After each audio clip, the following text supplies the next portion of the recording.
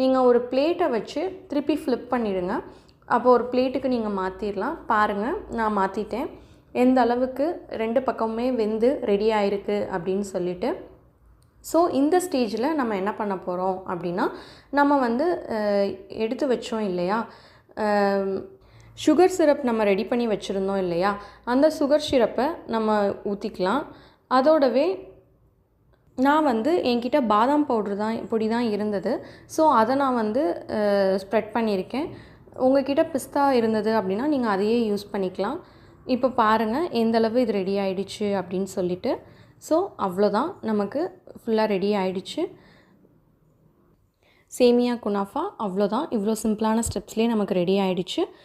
இதை நீங்கள் சாப்பிட்றப்போ திருப்பி நீங்கள் கட் பண்ணி சாப்பிட்றப்போ அதுக்கு மேலேயும் நீங்கள் வந்துட்டு கொஞ்சமாக அந்த சுகர் சிரப் இருக்கு இல்லையா, அதை யூஸ் பண்ணி சாப்பிட்டீங்க அப்படின்னா இன்னும் சூப்பராக டேஸ்ட்டாக